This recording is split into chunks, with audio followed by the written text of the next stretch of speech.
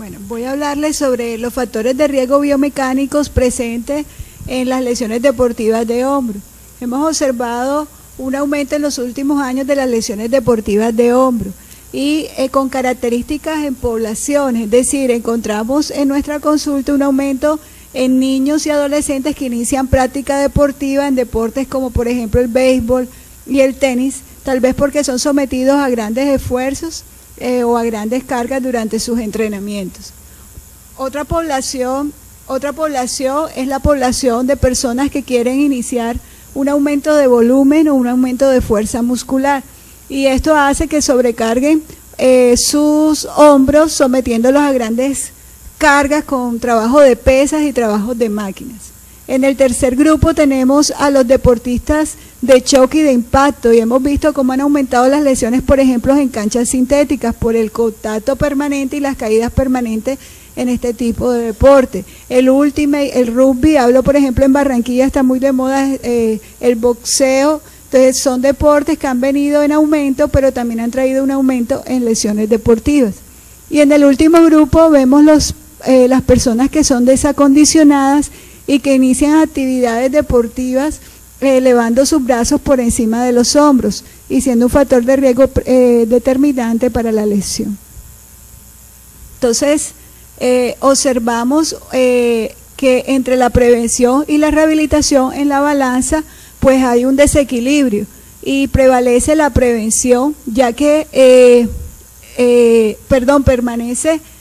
prevalece la rehabilitación. Es decir, estamos más trabajando ya la patología que previniéndola, y tal vez esto se debe a que existen pocos y en algunas instituciones, como lo vemos en Barranquilla, nulos programas de prevención del factor de riesgo en el hombro. Entonces, voy a iniciar también con un repaso anatómico del hombro para entrar entonces a los factores de riesgo. Consideramos al hombro como una articulación de gran complejidad estructural y funcional, pero también su gran complejidad es que es una articulación de gran movilidad y de gran velocidad a la que es sometida en los deportes de miembros superiores. Si yo combino la movilidad y la velocidad en las actividades deportivas, pues va a ser un factor o un generador de riesgo para la lesión de hombro. El hombro o el complejo articular del hombro está formado por 4 eslabones óseos conocidos, como ustedes tienen el esternón, la clavícula, la escápula y el húmero. Ellos unidos van a formar 5 articulaciones que tienen que trabajar coordinadamente durante el gesto deportivo. Voy a destacar durante la charla la glenohumeral y la escapulotorácica. Se considera la articulación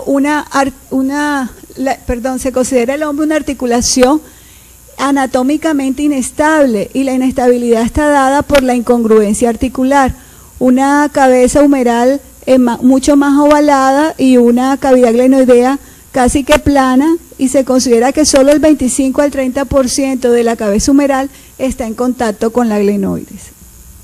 Pero por el contrario, se considera una articulación mecánicamente muy estable, y esa estabilidad está dada por componentes articulares como son la cápsula, los ligamentos glenohumerales y el complejo musculotendinoso que la rodea.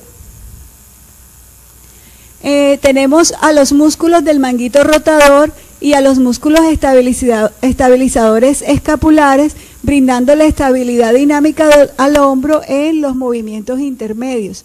Pero en los rangos extremos van a participar las estructuras de tejido conectivo brindándoles estabilidad, como son los ligamentos y la cápsula articular.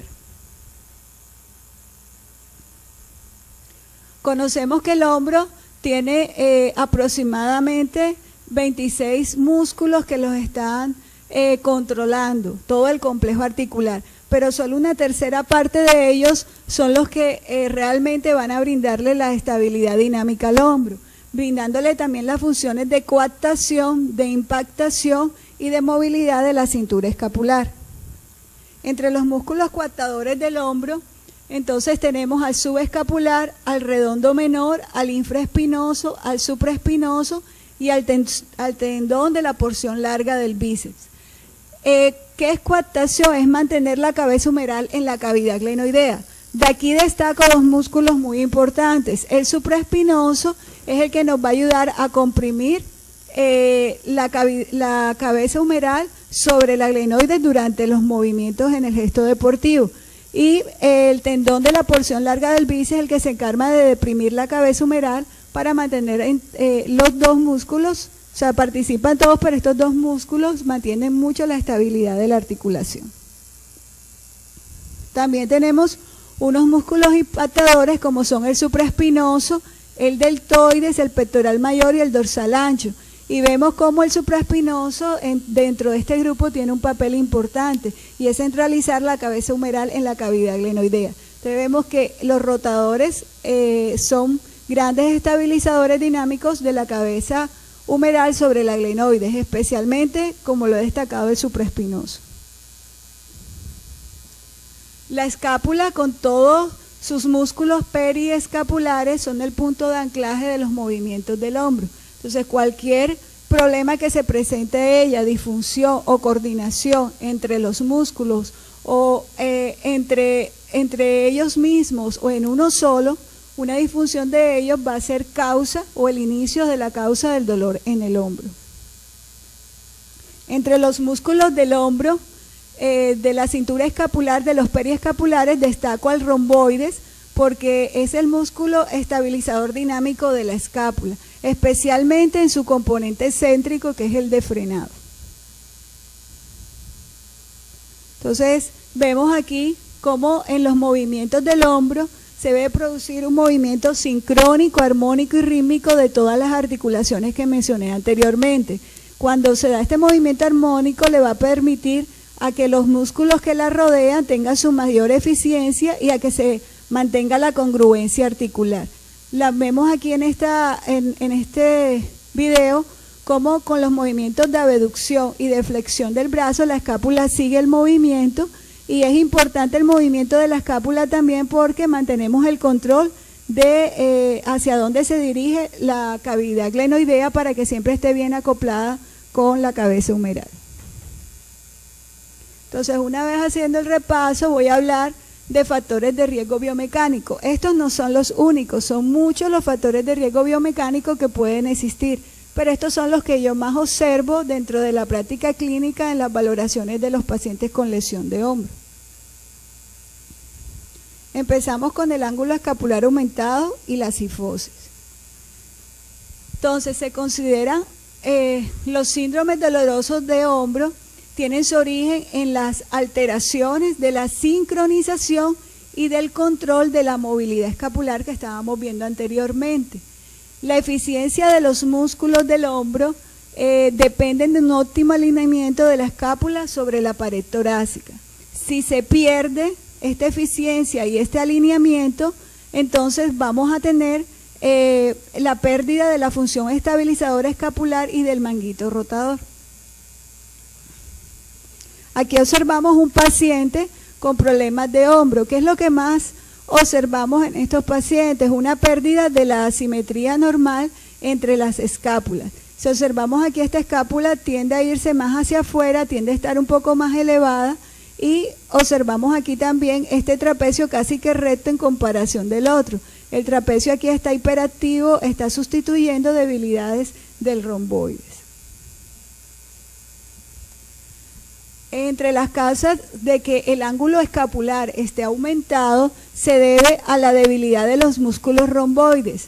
Hablo mucho de las contracciones excéntricas, de las fuerzas excéntricas, ya que si el romboides no tiene suficiente fuerza excéntrica, entonces no tiene la suficiente freno para dejarse llevar, se deja ir por el deltoides y por el supraespinoso. Es decir, si el músculo el músculo romboides está débil, entonces esta fuerza no contrarresta la de elevación de la escápula o el jalón, por decirlo así, de los otros dos músculos, estoy hablando del deltoide supraespinoso, llevándola permanentemente a abducción.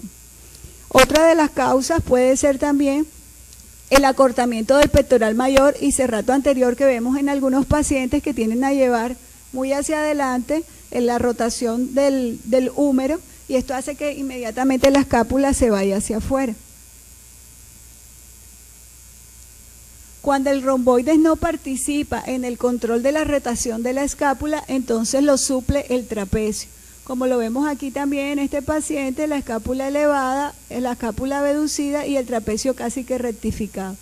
Cuando la escápula está abducida a más de 30 grados, entonces la cavidad glenoidea se va a ir hacia adelante, se pierde la congruencia entre la cavidad y la cabeza femoral, empiezan los problemas de impactación, especialmente del manguito rotador, y es causa de dolor en el hombro. Acuérdense que estoy hablando de deportistas que hacen muchos movimientos por encima del nivel del hombro. Bueno, pacientes con ángulo escapular aumentado también los encontramos con cifosis. Se considera la cifosis como también uno de los factores de riesgo para el hombro.